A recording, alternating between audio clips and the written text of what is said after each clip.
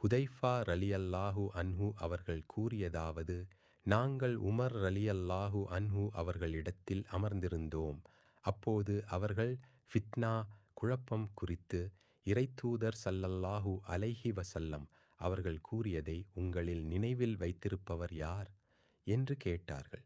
நான், நபி ஸல்லல்லாஹு அலைஹி வஸல்லம் அவர்கள் கூறியபடியே நான் அதை நினைவில் வைத்துள்ளேன் என்றேன். உமர் ரலியல்லாஹு அன்ஹு, நிச்சயமாக நீர் இவ்விஷயத்தில், அதாவது ஃபித்னா பற்றிய அறிவில் துணிச்சல் மிக்கவரே என்றார்கள். நான் கூறினேன், ஒரு மனிதனுக்கு அவனது குடும்பத்தார், செல்வம், குழந்தைகள் மற்றும் அண்டை வீட்டார் விஷயத்தில் ஏற்படும் சோதனையானது சிறு தவறுகள் அவனது தொழுகை, நோன்பு, தர்மம், நன்மையை ஏவுதல் மற்றும் தீமையை தடுத்தல் ஆகியவற்றால் பரிகாரம் செய்யப்பட்டுவிடும். அதற்கு உமர் ரலியல்லாஹு அன்ஹு, நான் இதை கேட்கவில்லை. கடல் அலை மோதுவதைப் போன்று மோதும் அந்த பெரும் குழப்பத்தை பற்றியே கேட்கிறேன் என்றார்கள்.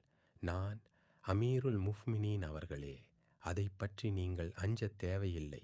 ஏனெனில் உங்களுக்கும் அதற்கும் இடையில் மூடப்பட்ட ஒரு கதவு உள்ளது என்றேன்.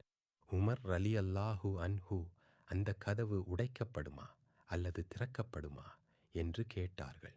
நான், அது உடைக்கப்படும் என்றேன். அதற்கு உமர் ரலியல்லாஹு அன்ஹு, அப்படியாயின் அது ஒருபோதும் மூடப்படாது என்றார்கள். நாங்கள் ஹுதைஃபாவிடம், அந்த கதவு பற்றி உமர் அறிந்திருந்தாரா என்று கேட்டோம். அதற்கு அவர், ஆம், நாளைக்கு முன் இன்றைய இரவு வரும் என்பதை அறிவது போன்று அவர் அதை அறிந்திருந்தார்.